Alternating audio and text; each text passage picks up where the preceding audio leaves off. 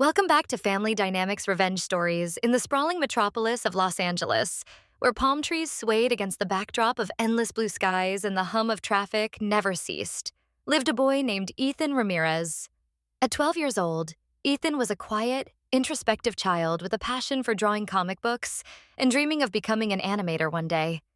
His life, however, was far from the glamorous Hollywood tales that surrounded him. Ethan's world had been upended 3 years ago when his father, Carlos, a mid-level executive at a film production company, remarried after a painful divorce from Ethan's biological mother, Maria. Maria Gonzalez was a resilient woman in her late 30s, working as a nurse at a busy hospital in East LA. She had fought hard for joint custody, but Carlos's high-powered lawyer had tipped the scales, leaving her with weekends and holidays. Despite the distance, Maria's bond with Ethan remained unbreakable. She saw the spark in his eyes, the way he sketched superheroes battling villains, and she knew he had potential.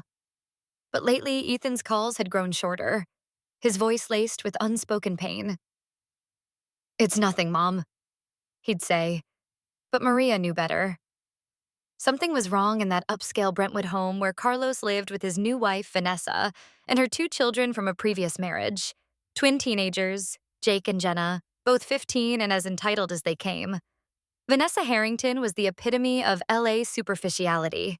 A former model who now ran a boutique fitness studio in Beverly Hills, she exuded confidence with her perfectly highlighted blonde hair, yoga-toned body, and a wardrobe full of designer athleisure. She had married Carlos for his stability and the luxurious life he provided, but she had little patience for Ethan, whom she viewed as baggage from Carlos's old life. Vanessa doted on Jake and Jenna, spoiling them with the latest gadgets and excursions to Coachella or Disneyland, while Ethan was relegated to the background, a quiet shadow in his own home. The bullying started subtly, like a slow-building storm. It began with small exclusions. Jake and Jenna would plan family game nights without inviting Ethan, or they'd forget to tell him about pizza deliveries, leaving him to scavenge leftovers. Vanessa would laugh it off. "Oh, honey, they're just being teens. Ethan can join next time." But next time never came. Soon, the taunts escalated. Jake, a star athlete on his high school soccer team, would mock Ethan's lack of coordination. "Hey, klutz, try not to trip over your own feet today," he'd sneer, shoving Ethan lightly in the hallway. Jenna, with her influencer aspirations and thousands of Instagram followers, was more insidious. She'd post subtle digs online, photos of the real family at outings, cropping Ethan out or captioning them with squad goals minus the weirdo. Vanessa not only allowed it but encouraged it in passive ways. She'd side with her kids during arguments. "Ethan, you need to toughen up. Life's not fair," she'd say, her voice dripping with false sympathy. Carlos, buried in work emails and late-night meetings, remained oblivious or chose to ignore it, not wanting to rock the boat in his new marriage. "Vanessa's great with kids," he'd tell Maria during tense custody exchanges. "Ethan's just adjusting." But Ethan wasn't adjusting. He was breaking. At school, a progressive middle school in Westwood called Horizon Academy, he withdrew from friends. His grades slipped from A's to C's, and his once vibrant drawings turned dark. Heroes now defeated, villains triumphant. One afternoon, during a rare weekday visit allowed by the custody agreement, Maria noticed the bruises on his arms. "What happened?" she asked, her nurse's instincts kicking in. Ethan hesitated, tears welling. "Jake. He said it was an accident during wrestling practice. But Mom, it's not. They hate me." Maria's heart shattered. She hugged him tight, her mind racing. That night, after dropping him back, she sat in her small apartment in Boyle Heights, staring at the ceiling. She couldn't let this continue. But confronting Vanessa or Carlos directly would backfire. They'd accuse her of jealousy or overreacting. She needed proof, undeniable evidence that would force change.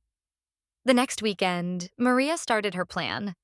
She bought a small, discreet nanny cam from an electronics store in downtown LA, disguised as a charging dock. "Put this in your room, mijo," she told Ethan. "It'll record if anything happens, but don't tell anyone." Ethan nodded, his eyes wide with a mix of fear and hope. Over the following weeks, the camera captured the horrors. Jake bursting into Ethan's room, rifling through his drawers and stealing his favorite sketchbook, laughing as he tore pages.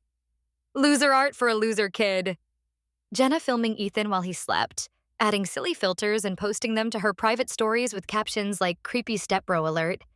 Vanessa, in one chilling clip, overhearing Jake call Ethan a bastard orphan and simply saying, "Boys will be boys, don't let it bother you, Ethan." But Ethan wasn't in the room. She was speaking to Jake, essentially giving permission. Maria watched the footage in secret, her anger boiling. She copied it to a secure drive, adding timestamps and notes, but she needed more. Public proof that couldn't be dismissed. Horizon Academy's annual talent show was coming up, a big event where parents, teachers, and students gathered in the auditorium.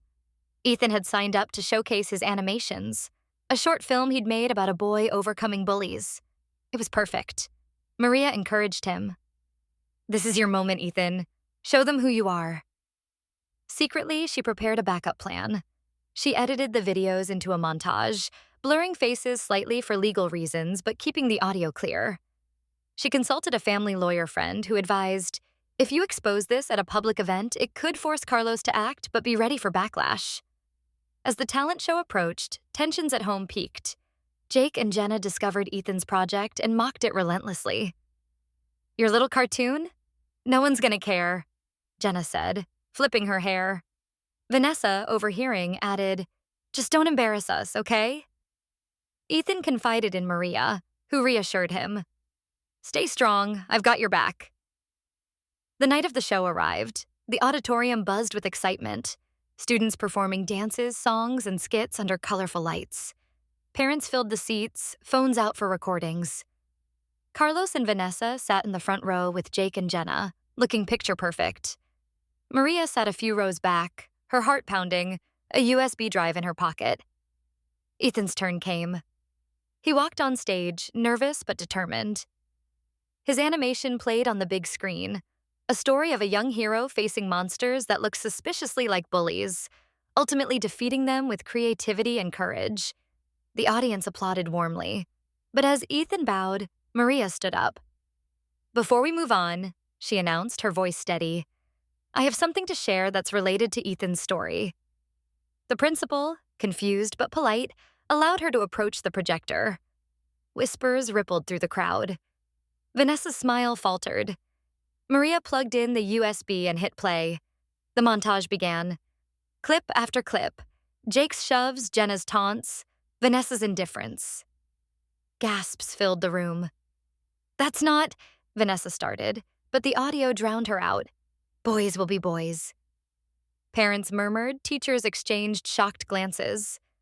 Jake and Jenna slunk in their seats, faces red.